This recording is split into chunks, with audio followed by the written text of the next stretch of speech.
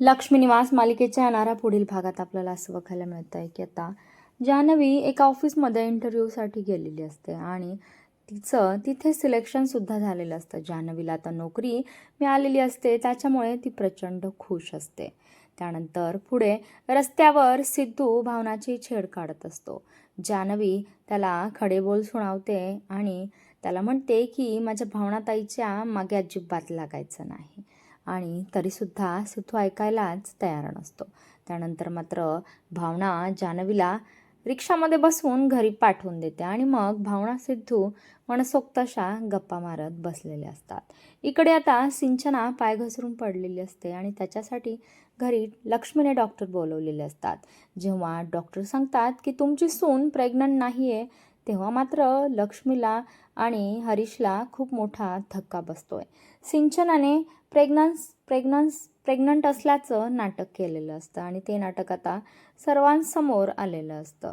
त्यामुळे आता लक्ष्मी, हरीश आणि घरातले सर्वजण सिंचनाला या सर्व गुन्ह्याची काय शिक्षा देणार हे पाहणंसुद्धा खूप रंजक ठरणार आहे.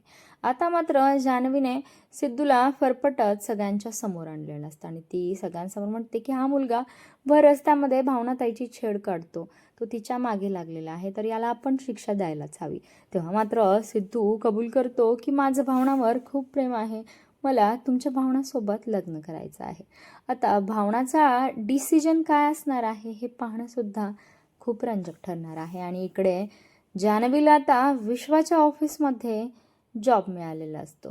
काय आता जान्हवी विश्वाच्याच प्रेमात पडणार का हे पाहणं खूप रंजक ठरणार आहे.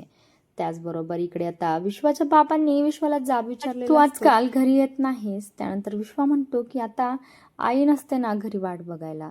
बाबा म्हणतात सई तर असते, सईच्या हातामधली साखरपुड्याची अंगठी कुठे गेले. विश्वा आता बाबांना काय उत्तरं देणार हे पाहणं सुद्धा खूप रंजक ठरणार आहे. आणि पुन्हा जान्हवी आणि विश्वाची लव्ह स्टोरी सुरू होणार आहे. हे बघायला तुम्हाला आवडेल का? कमेंट करून